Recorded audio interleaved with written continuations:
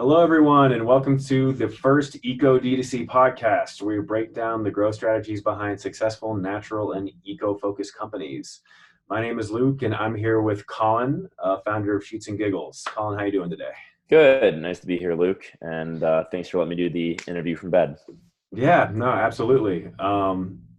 I trust that you're all bundled up in some eucalyptus sheets there.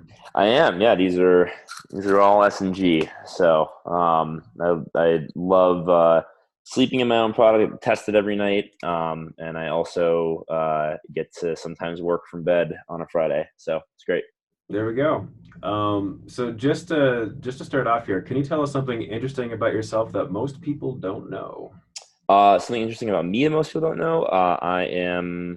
I used to umpire baseball for high school for like 5 years.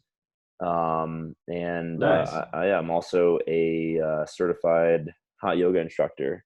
Oh, Um, there you go. yeah, though I don't teach much anymore these days. Too busy. But yeah, those are two pretty random things about me. Very cool. Yeah, no, I think you might be the first umpire I've actually had a full conversation with and known What, they were an umpire. It's what not about something you? you know about most people. What people don't know about you? Tell me something about yourself. I get a secret. Sort of along those lines, after college, I became a certified massage therapist because I wanted to learn a trade. Really? Yeah. No, deep tissue, myofascial release. Technically, I know a couple of Thai treatments, things like this, but I've done that in a number of places, and I one of my favorite adventure stories is when I went looking for and found wild, mind you, African hippos in the Colombian jungle. But that's a story for another time. Wild African hippos in the Colombian jungle. I don't know. Yeah, It doesn't add up to me, but they're an invasive problem. okay, got it. Got it. You can look them up. Well, you gotta tell me about that another time. I'd love to hear Yeah, the full shebang. we'll grab some beers. But for those who are unfamiliar, can you tell us just a little bit about Sheets and Giggles and why it's so apropos for you to be talking about it from your bed? Sure. For those that are unfamiliar, I think most people will be unfamiliar. I always tell people if you haven't heard of us, it's okay, but I will hold it against you. So basically, we are one of the faster growing bedding brands in the United States right now. Have been in market for about a year and a half, so still fairly new. And everything that we do is sustainable. So we don't make bed sheets out of bamboo, which has a lot of wastewater associated with the viscose process. We don't make our sheets out of polyester, which is an oil-based synthetic, number one source of microplastics in the ocean. We don't make our sheets out of cotton, which uses an estimated up to 24% of the world's insecticides by itself. And that also uses thousands of liters of water per bed sheet for cotton. We actually make our sheets out of trees, specifically eucalyptus trees, with a process called lyocell. Um, and our fabric is actually going to be the most sustainable fabric available, potentially with the exemption of hemp, although hemp isn't really very suitable for bed sheets. We use up to 96% less water than cotton sheets, up to 30% less energy, no insecticides, no pesticides. The sheets biodegrade fully in 9 weeks once placed in a landfill. And then we also do some other fun stuff on the side philanthropically with planting a tree for every order that we receive, planting 2 new trees for every one that we harvest. And then we also donate a lot of sheets to homeless shelters. Yeah, Sheets and Giggles is, I think, I would just sum it up as a really awesome, fun bedding brand that kind of differentiates itself both on the product side and on the brand voice side. We're not very serious, and it's very hard to walk that tightrope, I think, between having a funny brand and also a premium brand. And I like that it's hard to walk that tightrope. Very cool. Yeah, no, I absolutely love your branding and all of the puns and the rest of it. It's super fun and it's super eye catching. Thanks. Not too Um, heavy handed. so, um, this is a podcast diving into growth strategies, and I know you and I have talked a little bit about pieces of what some of that early growth looked like for Sheets and Giggles. As I understand it, you guys grew like very quickly, like pretty early on, pretty fast, but without trying to impose some of my own understandings of what that process looked like. I'd love just to hear from you about, what that growth journey was and what some of the moments of inflection were that really ramped things up for you guys. Mm, I really like the phrasing of the question, because I think a lot of people, a lot of entrepreneurs, don't think about things in terms of inflection points, and so I actually get that question a lot from investors. And it's a way that I really like to speak to investors, is like, we are going to hit this inflection point or these inflection point with these funds. And I think that anybody who's a founder should start to adopt that verbiage. So I really like the way you put that. So first inflection point, and I think that the way that I think about things is very driven by, like, will this work? And then I make these large directional decisions based on very little data, kind of an intuitive sense, which a lot of people, there's sensors and there's intuitive people. Um, so the first inflection point, I think, was our email capture ahead of our crowdfund. So I knew I wanted to do a crowdfunding campaign. I knew that I didn't want to be venture capital backed, at least in the beginning. And so I really wanted to prove out the market. And so there's a sort of math to crowdfunding. And I knew that if we weren't going to raise capital right away, we had to do a really nice crowdfund in order to actually start manufacturing and get off the ground. Mm-hmm. So our internal target was $100,000 for a crowdfunding campaign. We were going to do it in May 2018, so about 18 months ago now. It's now October 2019, which is crazy. And so there's a math to crowdfunding. So $100,000, we need to work backwards to $30,000 needs to come in those first 24 to 48 hours. Just with crowdfunding, you want 30% of your total goal in the first 24 to 48 hours. If our average order value is going to be about $100, that means that we would want about 300 customers in the first 48 hours to hit that $30,000. And in the first 24 to 48 hours, all your customers are going to come from your email list. And if an email list reasonably converts at a 3% rate, then that means for 300 customers, we needed 10,000 emails. And so that was kind of our first goal as a company, starting in February 2018. Literally just put our heads down. We said, okay, to do a $100,000 crowdfund, we need 10,000 validated, interested emails for our crowdfund, period, go. And we ended up capturing emails at about a 45, I think it was 45.4% clip in our email capture ahead of our crowdfund, which is pretty absurd. I mean, nobody really captures emails at that rate. And so that was our very first inflection point, and the first moment that I ever thought we might really be onto something here, when we captured 11,000 emails for like an 89-cent cost per lead, which was below my budget. And so let's talk about the mechanics of that just real quickly here. So, sure. And that's my dog, Harvey, by the way. He's going to be coming in and out of the shot. Hi, Harvey. Yeah. Harvey loves growth. Yes, he does. He's our main model too. So if you go to sheetsgiggles.com/Harvey, he's got his own webpage, his own landing page. So he wants to go into the sheets right now. It's a very that's very photogenic and public facing doggy. Extremely. So when you say that you were capturing these email leads, like specifically, what were you running social media, like Facebook ads to lead them to a landing page? Like what were the mechanics of that? Yeah, to get super tactical, we ran about 50 different Facebook ad variants, different images, calls to action, different main text, H1s, H2s. Then we had about 12 different landing pages, 8 to 12, I think. And we used Kickoff Labs to build those landing pages. We had a website on Shopify. Shopify website at that point in February 2018 was super basic. I think that a lot of people overthink their MVP website. For us, it was homepage, FAQs, about the company, and an email sign up, and that was pretty much it. And so then our Kickoff Labs was where we had all of our landing pages, and that's just a third-party software. If anybody wants to Google Kickoff Labs, they're cool. Pretty cheap. It's pretty basic stuff, right? Like image, text type of landing page. Really good on mobile and desktop. And so we did a bunch of photography in February 2018. We used that collateral to build our landing pages. And then we basically tweaked them. I think the first week we had like 35 or 36% conversion on email capture, which was still pretty crazy for like our first 500 emails. I think that a lot of people are most interested when I talk about our start to talk about that moment was kind of like how do you validate a company with very little spend? And I think that everybody should, spend $1,000 on collateral, so images, photography. Video is too expensive in the beginning. They should write a bunch of copy themselves. They should get a landing page set up.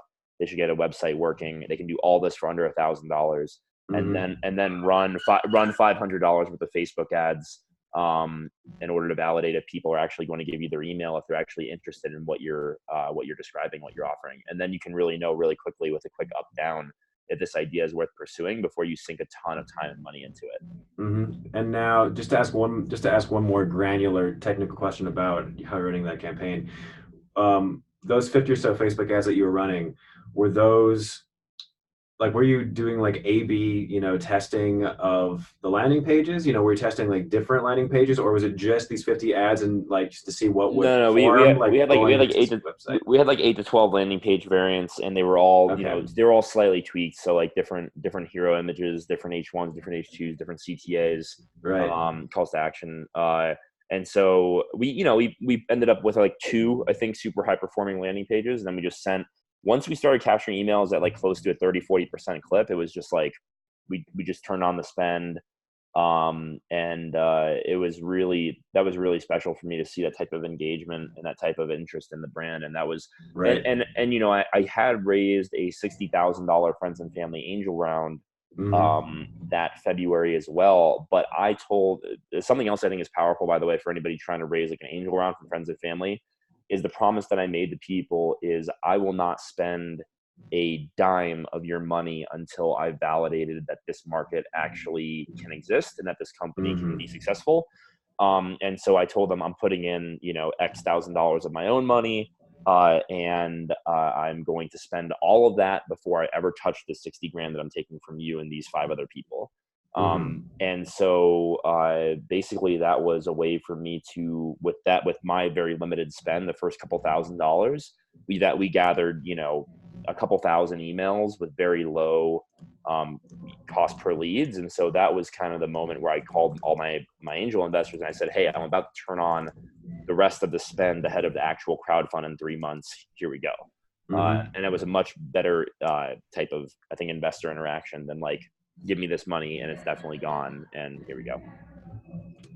All right, excellent. Thank you for diving into some of the details on that with me. And so you got first. So that was the first big inflection point. Was you validated the market. The market responded just incredibly well to what you already had. Well, they responded very well to photographs of not our sheets on a bed.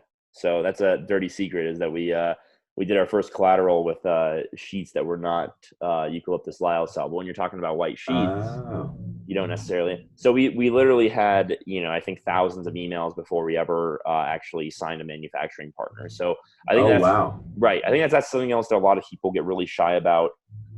Is like they get really sheepish around selling something that's not fully baked. We didn't take any money from anyone. We didn't process any credit cards, but we had a privacy policy. One of my angel investors was an attorney, so we wrote, our privacy policies and made sure that we weren't going to misuse anybody's data.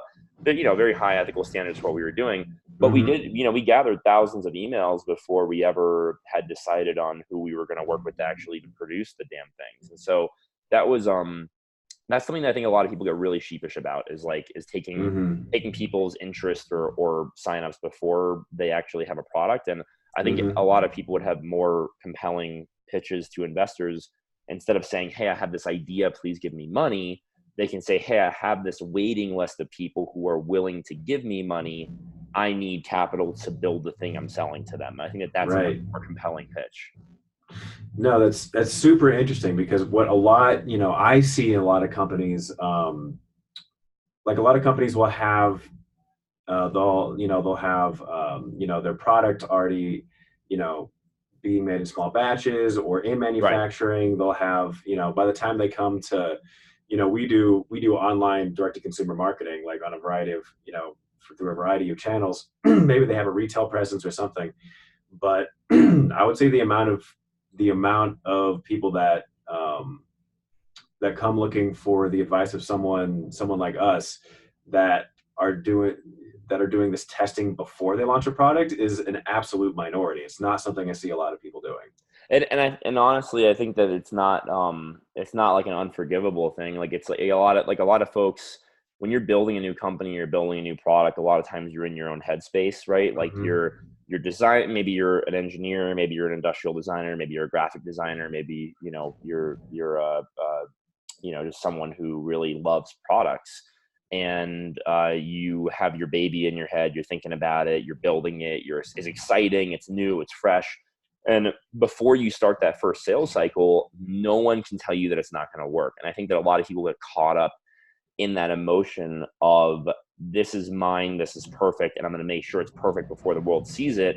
And then before they know it, they've spent months or years of their life and hundreds of thousands or millions of dollars on building and patenting and producing inventory for something that they haven't validated, or maybe not even, maybe they validated it, maybe they did some market research and they know that it can exist, but they don't have the right margins to make it work, or the market rejects the pricing that they need to charge to build it. Like there's all these little things that I think add up into a really compelling argument to sell before you produce. Right. No, it's super interesting. So, so you're in the early days. You validated the market. You're getting responses that are, you know, rare for, you know, this kind of campaign to get. What happens next? What was the next big step for you guys? Well, so, and to be clear, on the email capture, I want to make sure people understand we weren't targeting general audiences. We were targeting early adopter lists, because we were going to do a crowdfund.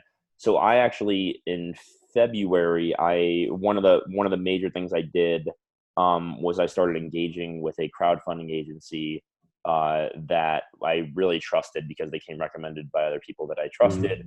And for anybody thinking of doing a crowdfund, it's a really, really predatory space. So I would not do business with any of the larger agencies. I would not give somebody a setup fee up front unless you really trusted them and they came recommended via word of mouth from somebody that you trust. And so basically, now the good news about working with one of these agencies, or working with someone who's done crowdfunding campaigns before, is they're going to be able to use their email lists to build lookalike audiences on Facebook of other early adopters and folks that have backed Kickstarters and Indiegogos. And so the people that we were sending to our landing page were also definitely on that early adopter bell curve for, you know, people who like funding new ideas and new companies. And so it was also a very targeted Facebook campaign. We were gathering our emails. And so that was also one of the first things that we did, get an agency on our side, get somebody with knowledge of the crowdfunding space. I learned a lot working with them. And then the next step was launch on May 1st. You know, we kept people engaged for a few weeks. May 1st, 2018. I think I pushed the campaign live. I stayed up all night. I could not sleep. I was just buzzing. And I had actually gotten, this is a fun story. I had gotten an offer the night before from an investor for, I think it was something like close to $500,000 of investment at a pretty reasonable valuation. And I told the person, hey, you know, I don't really feel comfortable accepting this, you know, the night before the biggest professional day of my career.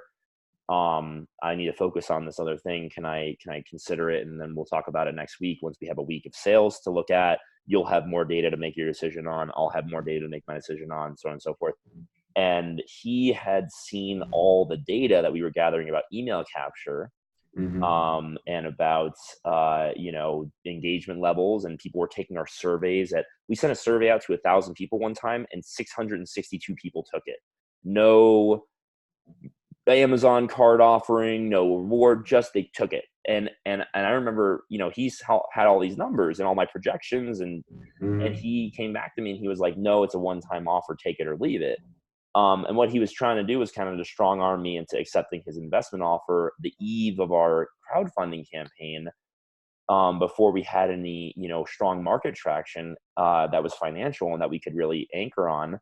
And I had to tell the guy no. And to anyone listening or watching, or you yourself, turning down $500,000 when you're, you know, a few months into starting a company is a really, it made me pretty sick. But you know, it was definitely, I think, the right call. And the next day we launched on Indiegogo. We raised $45,000 on day one. Our email list ended up converting at 4.5% instead of that 3% that I quoted earlier. Sorry, my dog's burrowing again. And then we ended up doing $100,000 in our very first week of sales. And so that was kind of the next step. That's phenomenal. That's phenomenal. And so I know, I know that with crowdfunding, that day one is just so important to kick off strongly. And you guys did exactly that. Was there anything in particular as you worked with this partner as the campaign went on? How do I phrase this question? Were there any moments of inflection Oh, past that sure. like really strong Yeah, yeah. first launch as far as the crowdfunding campaign effort went? Sure, sure, sure. And I like this kind of timeline of like different, important Mm-hmm. moments. So I think one of the biggest ones was, like you said, day one, super Mm-hmm. important. We were the number 2 trending crowdfund on Indiegogo. That was awesome for just people finding us, for wayfinders, and for more, Mm-hmm. snowball sales. I think the next biggest inflection point that I really wanted to hone in on would be our repeat buy rates. So once we passed our initial goal of, I think publicly we had $50,000 out there. Internally we had 100. We basically told people, hey, once we hit $100,000, we're going to release duvet covers, and then once we do 150, we're going to do comforters. And so we had like these stretch goals that were already pre-planned. And for an Indiegogo backer, that those stretch goals kind of seem like spur of the moment things that companies do when they exceed their expectations. And so it's a very feel good moment. We had already planned out and designed these products ahead of time, and we knew that we could produce them if we got enough orders for them. And so that accomplishes 2 things, right? When you add on things during a crowdfunding campaign, number one is that it lets you know what your repeat buy rates are going to be. So I wanted to see if 1,000 people had purchased our sheets in the first week. Out of those 1,000 individuals, how many would buy a duvet cover? How many would buy a comforter? So let just to pause and emphasize that. So you're not so when you planned out these um, I'm going to use the wrong word here, not rewards, but these milestones of like, hey, we reached this amount, like our audience is going to Yeah, they're called stretch goals on stretch crowdfunding goals. campaigns. Yeah, Yeah. apologies for No, my that's just blank for blanking on that, but you weren't just giving out like you weren't just celebrating with your audience to try to engage them more with these things. no. You're also doing a lot of product research with it Well, and exactly. audience research with it. Yeah, and we had done surveys, like I said, ahead of time, where we asked people, what are your favorite colors for sheets, for duvet covers, for comforters? Do you sleep with a duvet cover and a comforter, just a comforter? So 54% of people only sleep with a comforter, 36% of people sleep with both, and then something like 10 or 11% of people sleep with neither, just a top sheet. Mm-hmm. And so there's a lot of data that we gathered ahead of time for like benchmarks, right? So like I wanted to know, okay, if 36% of our audience I know sleeps with a duvet cover, what percentage of our backers is going to buy one of our duvet covers? What percentage of people so it was all also stuff that we were trying to measure in terms of like our own internal benchmarks of what we were trying to do. Mm-hmm. That makes a ton of sense. Okay, sorry to interrupt there. So No, it's okay. And then so like I was saying, you're doing 2 things. Number mm-hmm. one is you're kind of getting a very early feel for like what your LTVs are going to be, for what lifetime values, for like how many products one person might purchase, like how many things you can upsell to people. Is this something that you're going to be able to like add on more value over time, over the lifetime of a customer, or is it a one and done type purchase? So Mm-hmm. that's kind of the first piece.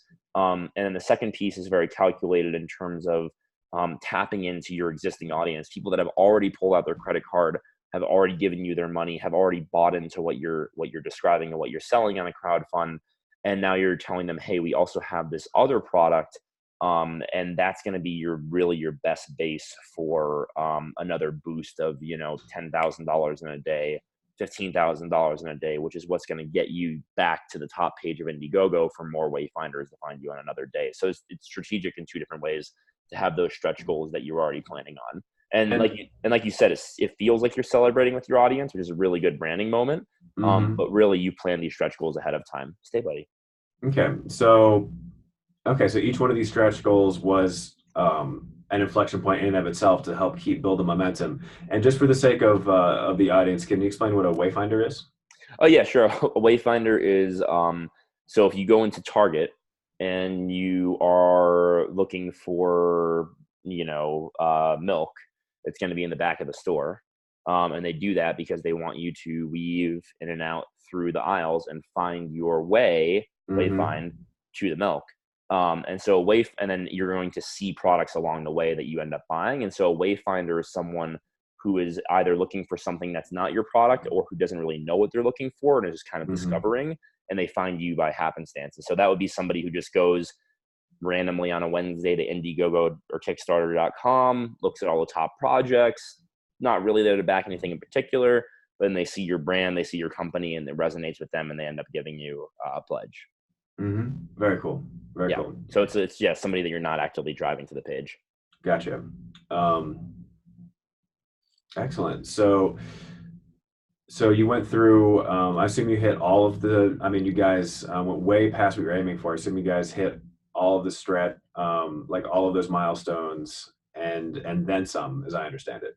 Pretty much, yeah. We ended up doing over first 30 days, $204,000. And by the way, that's how the crowdfund math works: 45,000 day one, 100,000 first week, 204,000 first month, and then we ended up doing 284,000 overall in 45 days. So, it's interesting when you think about it. It's not like a $45,000 a day forever. Mm-hmm. That would be nice. But no, crowdfunding math works really, really wonky. And so Mm-hmm. that's why day one, day two is so crucial. So then, mid-June came around. We had just done almost $300,000 worth of business. We had some initial investor interest based on the performance of the crowd fund. And, investors love doing this thing where it's like they love de-risking their investments as much as humanly possible. And at the seed Mm-hmm. stage, that's really hard to do. And so they just keep looking for more traction, more data points, more areas of de-risking. And so for us, initially it started as, when I talked to investors, yeah, this is an interesting idea. Let me know how the crowdfund does. Then I came Mm-hmm. back to him and I said, hey, it was the largest crowdfund ever for betting on Indiegogo. I think Kickstarter, there was one that was bigger. Brooklinen, which is like this massive betting company, they did a $236,000 Kickstarter, and we blew them out of the water by 50 grand. And so then the investors came back to me with, that's awesome. Let me know how the first reviews come in once you once you start shipping product. And I said, okay. And it wasn't everybody. There were some investors that basically saw what we had accomplished in 3 or 4 months, and they were like, okay, like we can commit to $50,000, 100,000, like small size checks, Mm-hmm. but meaningful. And then our initial angel group also was in for a little bit more money. So we ended up doing a smaller round in Q4 of that year, just to kind of keep us going and get us into 2019. Mm-hmm. And there were some people that wanted more and more data. Okay, let us know how the first reviews come in. Okay, let us know how your .com launch goes. Okay, let Mm-hmm. us know how holiday goes. Okay, let us know how your January drop off is. Let us know what your LTVs end up being, your repeat buy rates. Let us like it. And Mm-hmm. what these people are doing is they're literally just continually trying to de-risk the investment as much as possible. And there were multiple Mm-hmm. investors that got shut out of the round because they kept waiting for more data. And then finally they tried to say, okay, we're in. And I said, no, sorry, the round's full. Mm-hmm. And to be honest, it felt like pretty good. But it was pretty funny. We I think we've pitched, like, overall in the company history, like something like a couple dozen investors overall. And I think we've got like 15 people on our cap table. And so we Mm-hmm. have a really high yes rate. And I think it's because we're like extremely focused on hitting these inflection points and hitting these goals. So I kind of like the way you're taking down the company history, like one step at a time. Mm-hmm. So, and I just want to reflect for a second, like the point that you were at, like this, the what am I trying to say here? Um, like you guys have been working for you guys have been doing this for 4 months. You guys have been doing this for 4 months. You already had almost $300,000, and you're talking with, how to, find and round up investors and do that. All these things is another conversation, but Yeah, yeah. um, this strategy and executing it as well as you guys did took you to a spot within 4 months that takes a lot of companies, like a lot of, like sometimes years Yeah. to get around to, like to have that much business within that period of time. Like it's all even just up to this point, that's some awesome growth. thanks, man. We ended up doing about $1 million in our first 12 months of sales. And you know, we're right now, I think we're growing from August to September. We grew 50% month over month, August to September. And this year we're on like about a 4x growth rate from last year. So I'm really happy with what we're seeing. We're now on Amazon. Like, we've got our new products in market: sheets, duvet covers, comforters, pillowcases, Mm-hmm. and now throw blankets, all made from eucalyptus lyocell, all sustainable.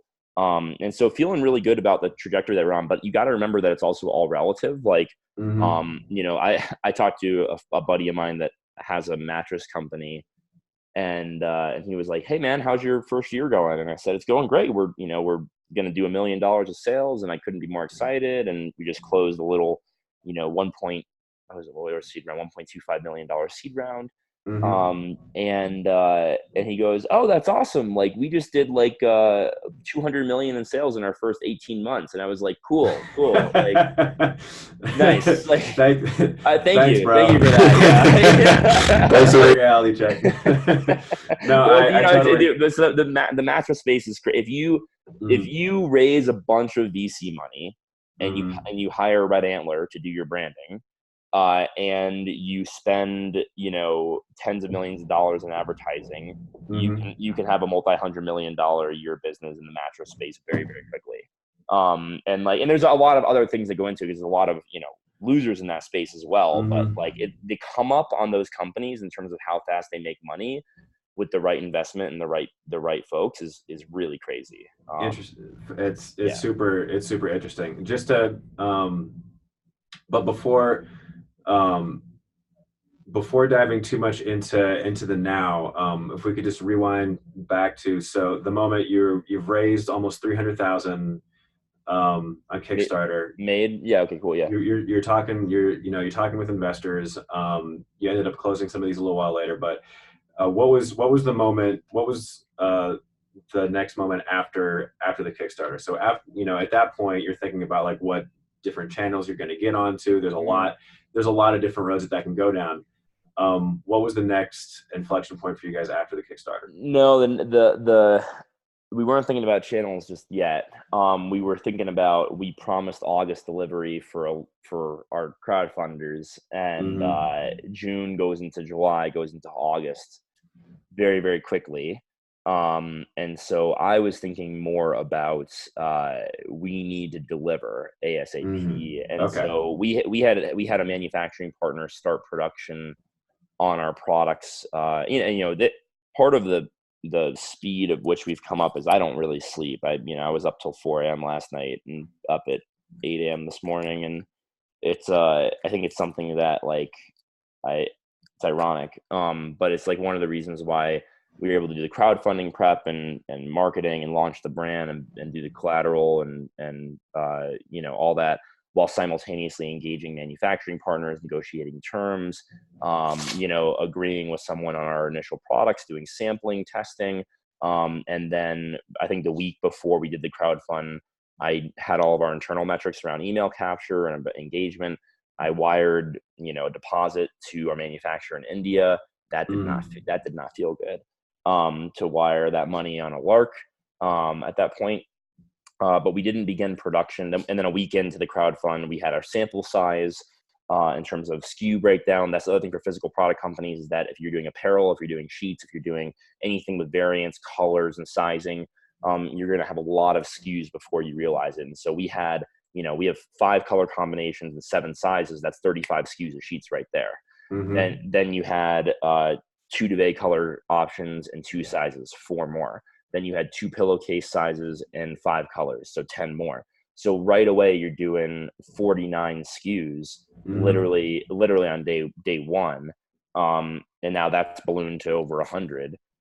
And you got to be really careful about different sizings. You have to really hone in on like what the market wants. That was the pre surveys that we did. Yep. And then when we had a week, we started doing production on the sample size. I took 1,000 orders as a significant enough sample size in order to extrapolate out all the samples or all the sizes that we would need and the colors that we would need for our first 10,000 pieces. And then manufacturing began in May through June, July. In June, I visited India, which is where we manufacture our sheets. I went to all of our factories, inspected everything myself, not only just from an ethical perspective, but also to enhance my own understanding of how the products were being made, to learn. I was there for over a week. And then, we go back now twice a year to India. And we've got 3 manufacturing partners. And so I really enjoyed this period of the company because it was very new, it was very fresh, it was exciting. We launched our website on July 1st of last year, began taking pre-orders in July, and then we ended up shipping 31 days late on October 1st. And you might hear August, October, and say, "How's that?" So my head, and when I talk to people on the crowdfund, I say, "Well, we said we'd ship by August 31st." And it's now October 1st and we're shipping. So we're only 31 days late. And so there was a bunch of stuff in between June 15th and October 1st that was just ripping your hair out, fabric rejections. We made our packaging in India, and for simplicity on the supply chain logistics side. And they were air drying. That's how they were doing it. They were air drying the printed boxes. And it was monsoon season, and a monsoon came in and ruined thousands of boxes. There's stuff like that like, and and all the while you've got our crowdfunding backers saying, "Hey, when's our order coming? When's this coming?" And we're updating them in live time. We're doing blog posts, we're sending emails, we're taking pictures and videos, and we're letting them know what's going on. But it's the type of stuff that happens behind the scenes that'll just really make you go gray. And those were that summer 2018. I got a lot more gray hair than I've ever had. Gotcha. And then the week before we started shipping, so September 24th or 5th last year, I actually won first place at Denver Startup Week's pitch competition. And so that was kind of our next inflection point, and our next really big validation point was winning Denver Startup Week. And I think that propelled us really quickly beyond where we were after that, because there were a bunch of people in the audience that ended up helping us out. Okay. So just to go over that really quickly. So you, huge crowdfunding moment. But, in part it seems because, you started with, the market validation and, getting everything going while still figuring out the manufacturing, like all of that had to be figured out in order to fulfill, all of the orders and all the promises that have been made. And then how do we go from you being in India to winning Denver Startup Week's pitch competition? Do you mean like you put all this together, you fulfilled the orders, and at the same time you kind of like entered back, like did you step off of a plane into Denver Startup Week? So I got back in July, and I was just working on getting the website up and running, starting to take pre-orders. The most amazing thing to me is that people were, word of mouth and finding us and making orders, and, significant order volume, and revenue is, by the way, pre-sale revenue, the best. Selling things before it hits the warehouse, just non-dilutive capital. I love it. It's the coolest thing. And so we were selling all through July, August, September. I ended up warehousing with a company in Boulder. Shout out to my good friends at Shinesty. I love them, Chris and Jens and Laura.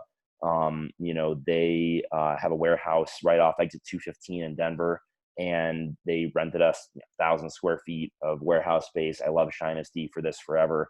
And so then in October, it was actually late September, I think, the first boxes hit our warehouse.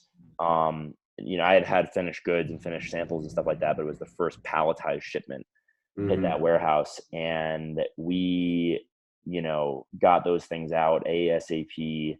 I was in the warehouse myself, picking and packing and shipping boxes.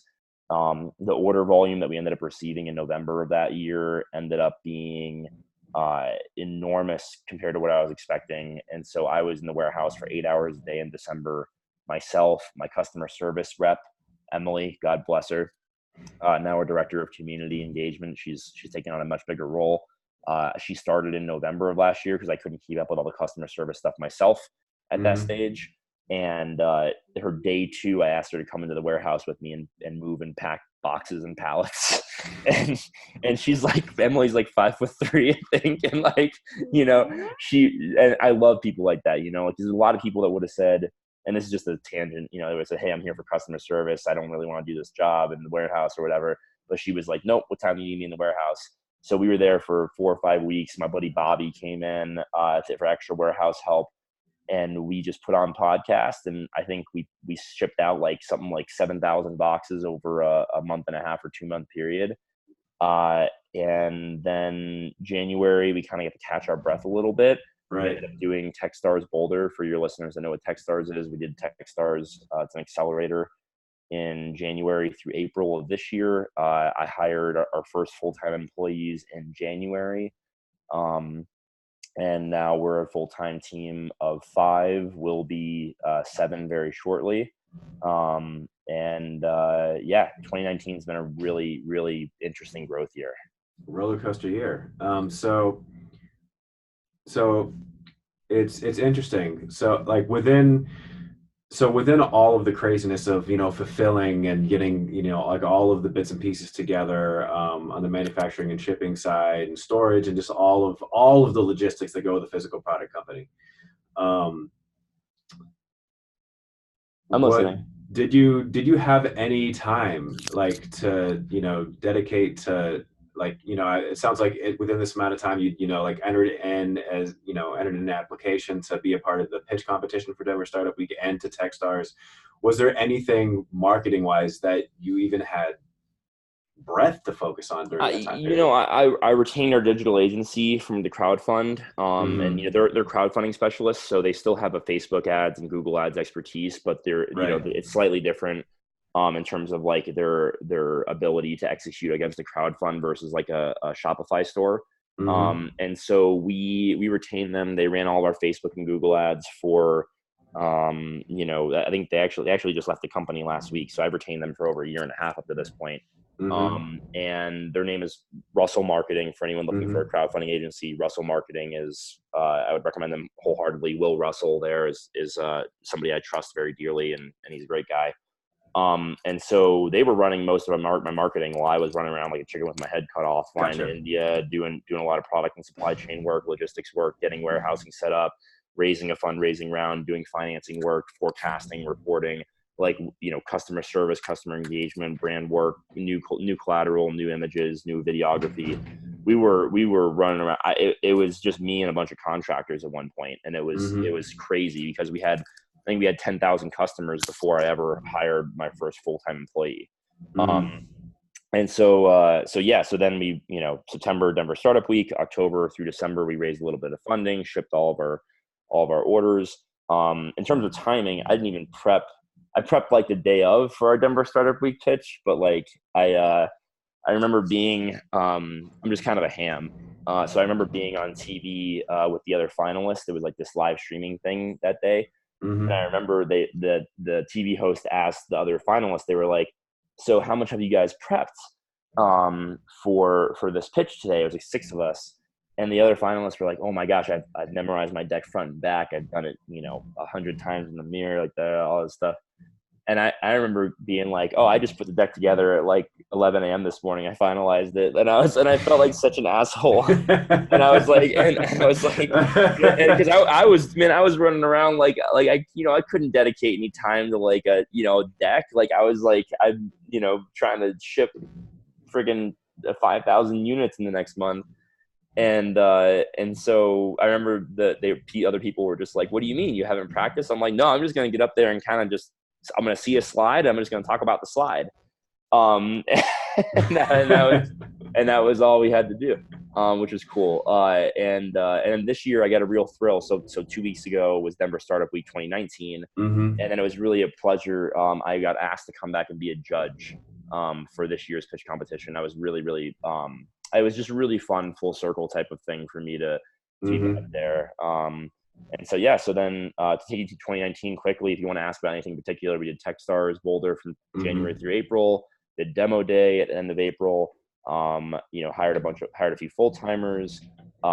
This summer, we were really just all about launching on Amazon. We launched on Amazon in late March. So then Just April. to just to pause there really quickly. So, um, if I understand this moment of the journey, right? You know, you're getting everything handled. You entered into to Techstars Boulder and the Denver Startup Week, which put you in touch with a lot of Techstars does all kinds of really amazing things, and I love Yeah, Denver Startup Week.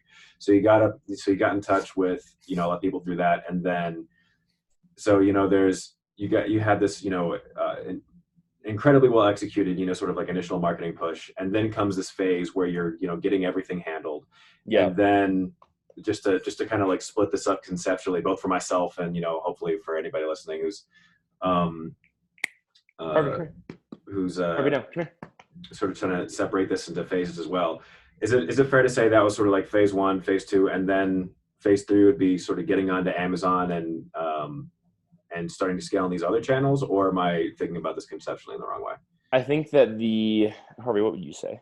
I think that the stages are as follows. I would say it started with brand identity mapping and initial collateral and content, Mm-hmm. building the value proposition for people, and that costs no money whatsoever.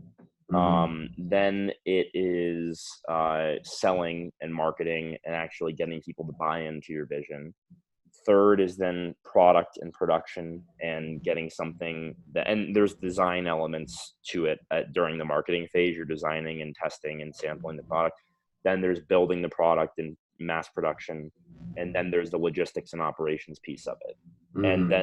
And then once you have the marketing, and I think it's specifically this order: marketing, product, and then operations. Mm-hmm. Once you have those three pieces, then you're ready to scale. Then you're ready for this to scale. Okay. Exactly. And so I think that a lot of people they try to scale too quickly. Maybe they accept the deal from somebody like a Macy's or something, or they're in a retailer and they're in 100 doors right away, or they're in 1,000 doors.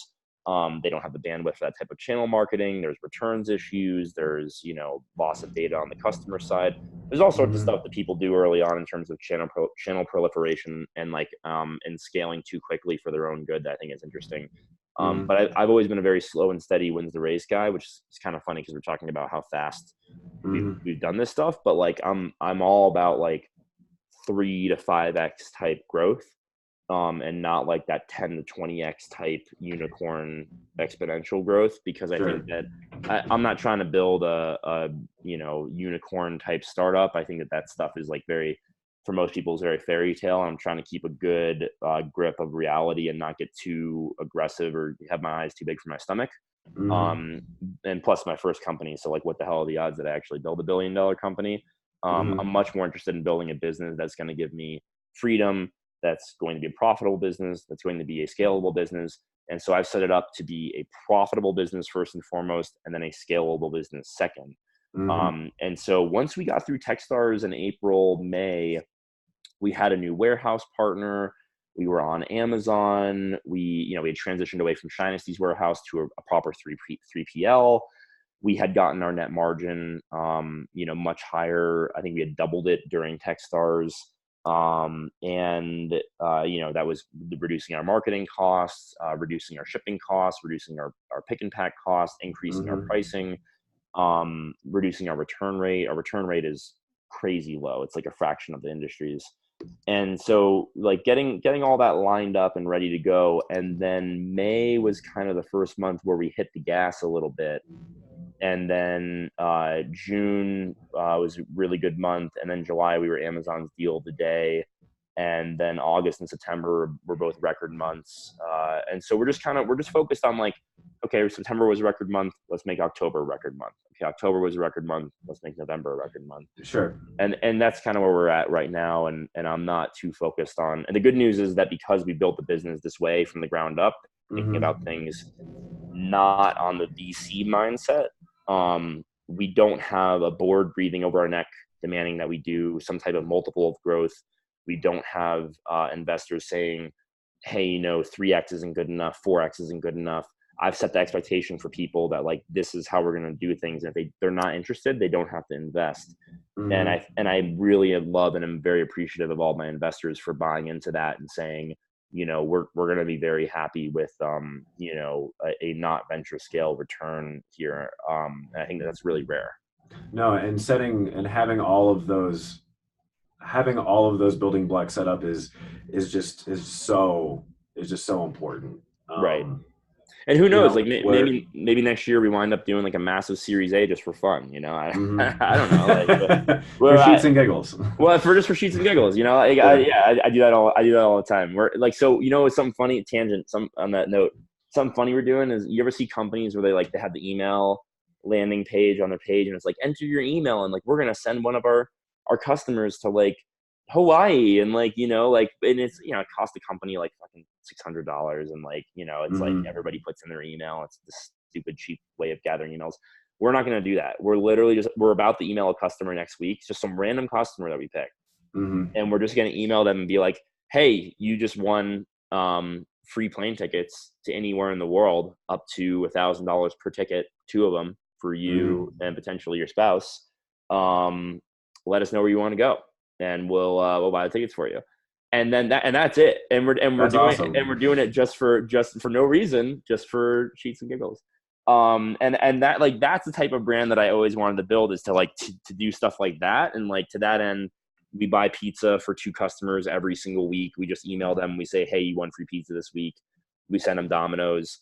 We write handwritten cards to people, not any systematic way, just when we feel like it. When we see an order come in that's meaningful, maybe $500 order or something like that, we'll just, start packing an envelope full of like S&G swag and stuff like that and send it out to them. Like, we like stuff like that. It's not very, it feels very seat of the pants, almost has an improvisational feel to it. But I really like that. It's more fun that way. And I think that it's very authentic. No, I absolutely, yeah. You guys have probably one of the most fun brands that I know of around here. Like, thanks, man. Like I think hands Shinesty down. beats us, but we're up there. I'll have to check them out. Would you mind if we return just chronologically? You're running the show. I'm just here petting my dog. So you tell me where you want to return. Where you want to return to? So one of the things, just from a growth marketing standpoint, one of the things that sort of the moment that I'm thinking about as I try to mentally sort of go over the chronicles of your journey here. So you're going through, you've just got out of Texas Boulder, maybe you're going through it, and you have an agency taking care of essentially what sounds like your AdWords and your social. Like, I'm interested Correct. in knowing what channels you were on, what ones performed the best, and maybe getting into how they were optimized is a little too far into the weeds for this conversation. But post Kickstarter. Sorry, not Kickstarter, because it's a crowdfunding campaign. Indiegogo, yeah. Indiegogo, yeah. That's a misspeak on my part. So post crowdfunding, what channels were you on, and which ones performed the best for you? So in terms of sales channels, justar.com. And then in terms of advertising channels, Facebook, Instagram, and Google. We did not touch Twitter. We did not touch Pinterest. We didn't touch Amazon. Obviously, we weren't on Amazon at that point. Late March 2019, we launched on Amazon. One of the reasons, by the way, for anyone listening who has a physical product, that we waited so long to get on Amazon is because we wanted to be really, really, really sure that we had a 4.5-star product. And on Amazon, it's about as good as you can ask for. If anybody's seen a 5-star product lately, let me know. People are nasty on Amazon. It's crazy. Like on our website, we've got 900 plus reviews now, and we're like 4.82 stars or something out of 5. And our header right now, actually, I love our header. Our header says we don't hide our 1-star reviews, unlike all of our competitors. And then we link them directly to our 1-star reviews so people can read them. We only have 6 1-star reviews out of 905 reviews or something. That's amazing. And now on Amazon, people are like, I love the sheets. They're incredible. Like, they're soft and breathable. But I only have an 8-inch mattress, and they're made for 20-inch mattresses. So they're a little baggy, 2 stars. And I'm like, what? Like they're for extra deep corners. Like of course they're not gonna fit your 8-inch mattress. Like what? Like what? Why are you buying them? And so yeah, so we're still 4.5 stars on Amazon. So we waited till we were really really certain that we were going to be, you know, a 4.5 star product. We're sitting right now at 4.4, 4.5. And we launched on Amazon in March. That channel has been very successful for us. We came up. I'm happy to talk about our first few months of sales. We did $2,700 in sales in March, 34,000 in sales in April, and 91,000 in sales in May on Amazon of this year. So we really came up very, very quickly. Very few people end up doing close to 6 figures in month 3. Yeah, On Amazon. that's not common at all. No. That's amazing. Yeah, it was pretty And crazy. do you attribute that momentum that you came onto the platform with? Because I mean, when there is that much you know, growth on Amazon that quickly, it is almost always a Unprofitable endeavor. well, I was going to say, you know, there's a massive amount of search already happening for the brand, but I'd love to hear your opinion on that. Like, what do you attribute that incredible growth in those 3 months? Was it just were you just pumping massive money into, you know, non-branded, you know, search terms through Amazon sponsored ad platform? Do you contribute it to the momentum that you had coming off of the crowdfunding campaign, or maybe had even ramped up even further through social and AdWords in that time? What do you attribute that massive growth to? It's a combination of multiple things. So basically, we were getting good word of mouth, so we were getting decent branded searches. More importantly, we were bidding on mass market keywords. So it was April, May, right? So it started to get hot. So cooling sheets, breathable sheets. You know, we were bidding on queen sheets. That didn't convert very well. The number one queen set of sheets on Amazon is $20. So I mean, it's like when you're buying mass market on Amazon and you're competing with $20 microfiber polyester brands, it's like almost impossible to get somebody to spend $100 on your sheets versus that brand. We were really going heavy into like you know, advertising on things that we thought we could win for. So like extra deep pocket sheets, cooling sheets, and then truth be told, we were also pushing a lot of sales from our website to Amazon. We had a little tab that said, you know, want it in 2 days, order it on Amazon. We had, you know, we had are we sold out of a certain color and size on the site? Order it on Amazon. We did a Mother's Day press push in late April, right? Because I think Mother's Day was like May 12th this year. And so we did an email where it was like, actually it was in May, we did this email. It was like, hey, it's May 8th. Order today on Amazon in order to get it by Mother's Day. And so there were some days where we set, you know, major sales records on Amazon because it was like ahead of Mother's Day, ahead of Father's Day. Like it was really good timing to launch on Amazon in spring. And so, you know, yeah, sure, we were losing, you know, some portion of revenue to Amazon, and we were doing advertising spend. I think we lost money for the first like 12 weeks on Amazon. I think week 13 was the first profitable week. And I think that a lot of people are a little squeamish about that, especially when they have limited advertising budgets. But you can pretty much break even, maybe lose a few dollars per sale for you know, if you're doing thousands of sales and you lose $5 a sale. I mean, you know, like you'll lose $5,000-$10,000, you know, but it's not anything that's insurmountable in the grand scheme of things. And so Amazon's a long game. It's the only channel where every sale begets more sales because it increases your category ranking. It puts you in other categories. It makes you more discoverable. Amazon recommends you. It increases your average organic ranking. Like it's the only channel, like on Google, I can pay for sales all I want on certain key terms. But Google is not going to increase my organic SEO ranking based on those sales, at least not meaningfully.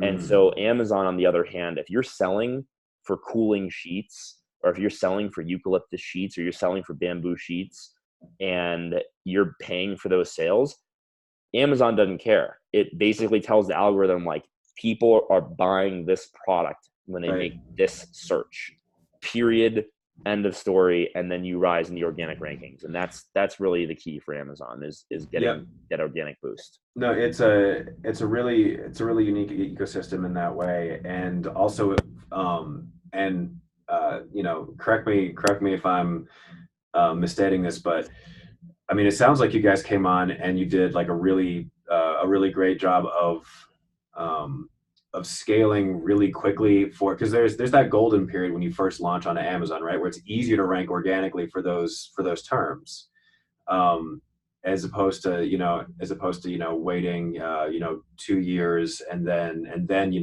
making a big marketing push. It's going to be a little harder. You can still do it, but it's going to be harder to rank for those terms organically. But it seems like Yeah. you took advantage of that early period in which you can rise fast. Yeah, the other thing I think that's important is that on Amazon, so 54% of Americans begin a product search on Amazon instead Yep. of Google. And I think Mm-hmm. that the bottom line for me was always like, I need to be on Amazon as soon as humanly possible because we're doing all this Facebook advertising, we're doing podcast advertising, we're doing, Mm-hmm. Google advertising, we're word of mouth and email and press. And it's like at some point, you're going to have a decent substantial amount of people searching for Sheets and Giggles on Amazon because that's where Mm-hmm. people are going to, they're going to want to read reviews and they're going to want to see what people think. And if you're not on Amazon, you know who's going to buy those AdWords? Because Amazon just has a competitive cost per click bidding system, just like Google does. And anybody can bid on our brand name, and all of our competitors do.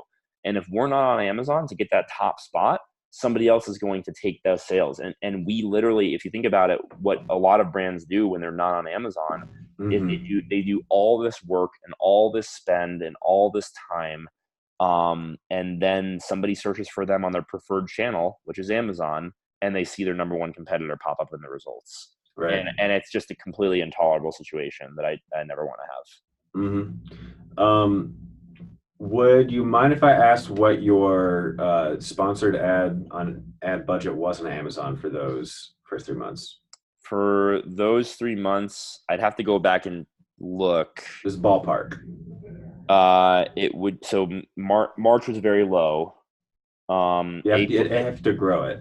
April we spent, I think we spent like something like 20 grand in April to make like 34. It was awful. And then and then in May I think we spent like 22 or 23 to make 91.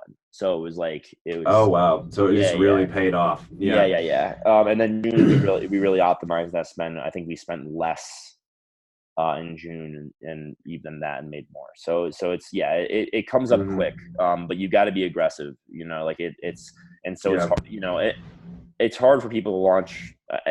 One of the things I think I find over and over and over again. This is just really shitty to say or think or even put out into the world. But I think that like one of the things I see over and over again is people are like very not naive, that's the wrong word. People just don't understand how much money it takes to like launch something. Right. And so I told Reddit, on Reddit I did an Ask Me Anything. I did a Shopify podcast, Masters of Shopify, and it was really cool to be interviewed by Shopify's official podcast. And the people on Reddit were like, you said in the podcast that you need $5,000 to launch a company. Like, that's bullshit. I did it with 500. I did it with 600. I did it with 1,000. I did it for free. And it's like, cool, man. Like, you're a superhero. We get it. Like, you launched your product with no spend. Congratulations. Like, Mm-hmm. but there's a lot of people out there that try to launch a product on Shopify or on Amazon with literally $0 or less than $1,000 in their pocket. Mm-hmm. And they can't spend money on advertising. They can't spend money on email lists. They can't spend money on software. They can't spend money on collateral. And Mm-hmm. so I think that a lot of people maybe should be a little bit more eyes wide open in terms of just how much cash it takes to scale up on any channel. And it's not like we spent hundreds of thousands of dollars scaling up on Amazon, but it was tens of thousands and it was quick. And Mm-hmm. for our website, for our crowdfund, I think we spent something like, at the end of the day, it was something like 20 grand overall in the crowdfund. or Mm-hmm. 25 grand in order to make like 284. So it's not, marketing is not cheap. And I think that a lot of people, especially product people, um, and this is not to knock product people, but a lot of people don't include marketing costs in their margin calculation. They're like, great, I'm going to make it for this. I'm going to sell it Mm-hmm. for this. Boom. They don't include shipping costs, 3PL, logistics, return rate, which is literally just cash off the top. And they don't include their cost of acquisition. And they don't think about their net margin way. Mm-hmm. Do you see, and this is maybe a bit of an aside, but for the companies that that don't have investment to put out there, or they're trying to do a more incremental strategy, um, do you see value in them and them attacking these channels as well, just from a much more of a like slower, more gradual kind of trajectory? Because Sorry. a lot of companies are in that scenario. They won't have the tens of thousands of dollars to throw into advertising. I mean, can you rephrase the question in the sense of like, I don't know, like, would I suggest that they go slower and steadier? I mean, No, sorry, that was a bad way to word it.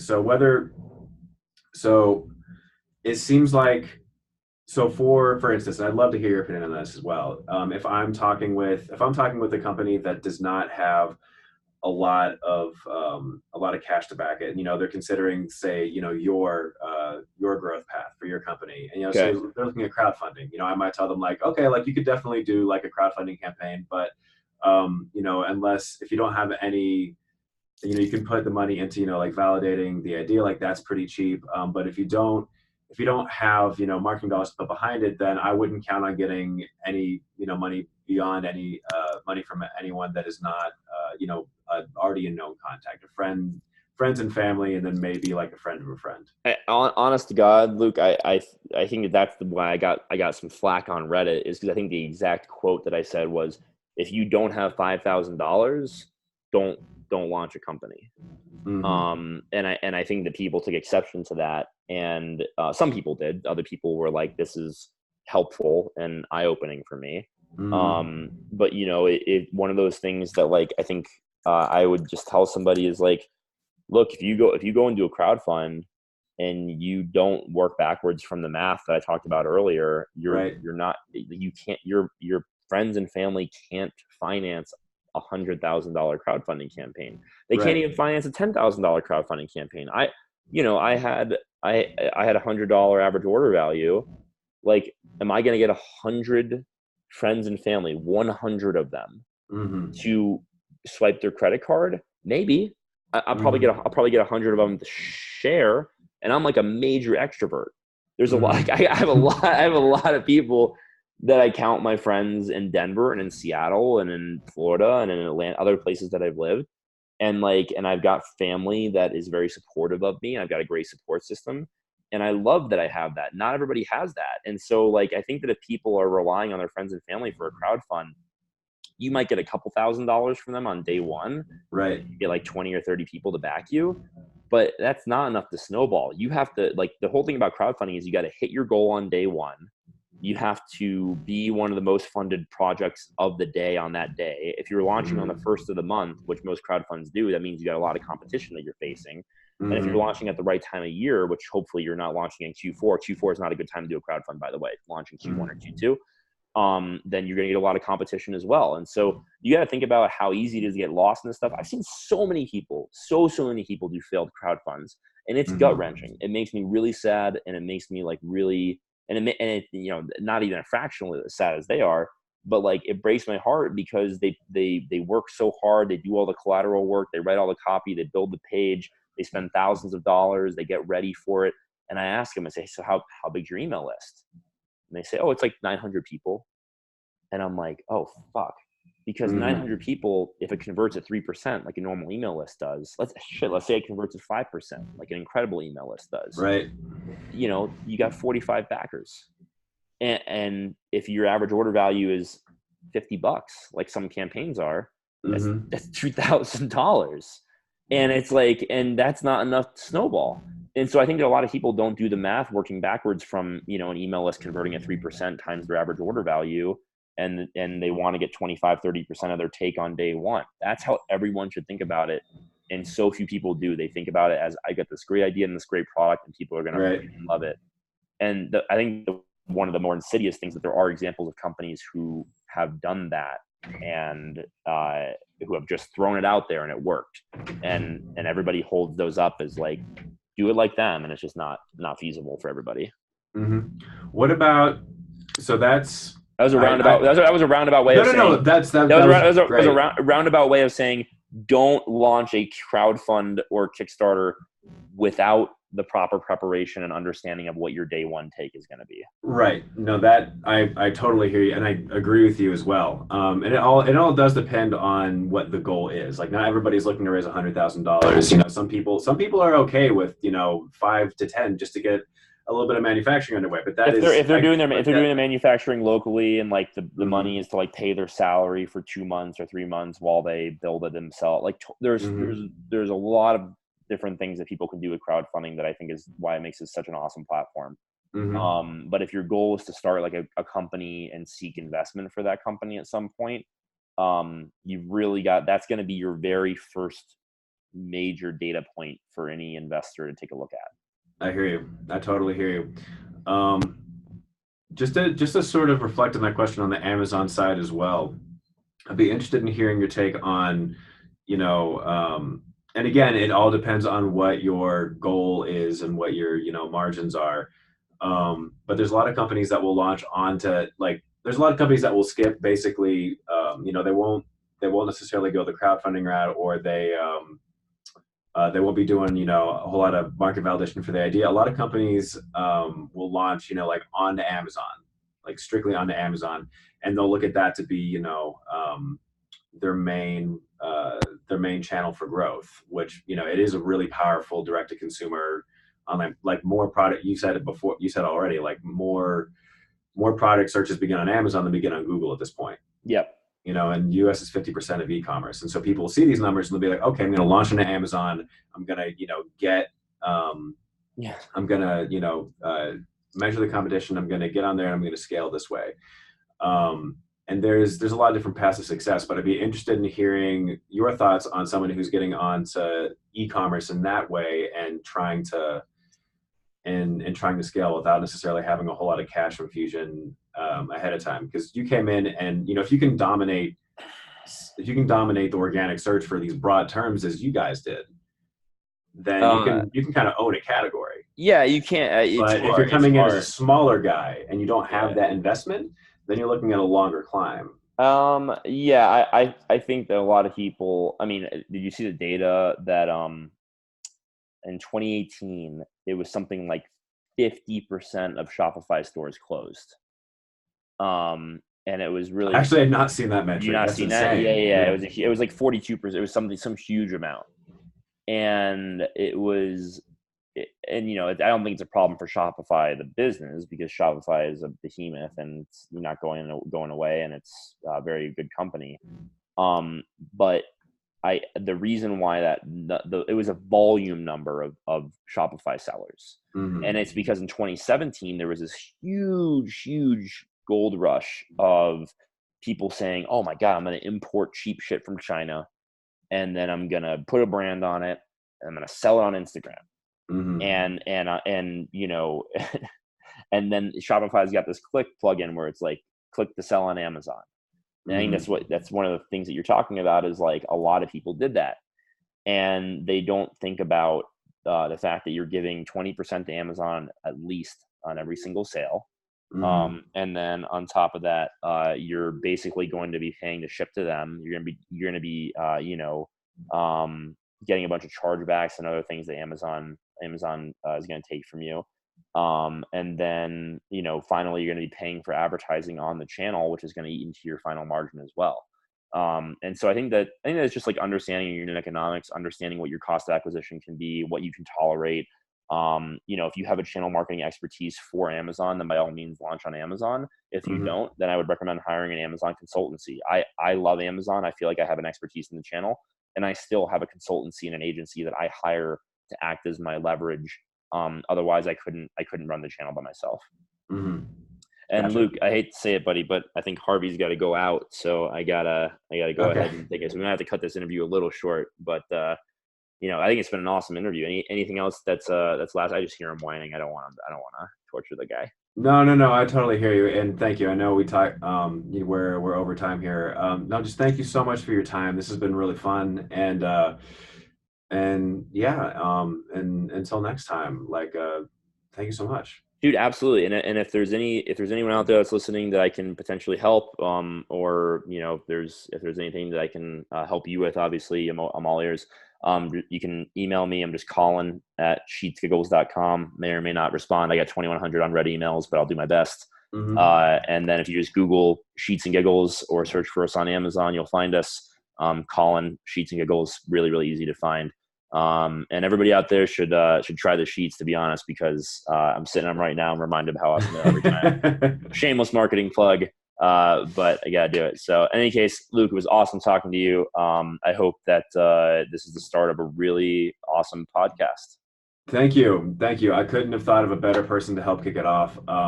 Just there's a lot, there's so much value in exploring like your path to success and just a lot of there's so many little moments that happen along the way that I think are easy to miss when people are trying to like figure their strategy out. And just hearing from experienced folks like yourselves, I think like yourself is just an incredibly valuable tool. So thank you so much for your time. Really appreciate it. Absolutely, man. Happy to help. All right. Take care.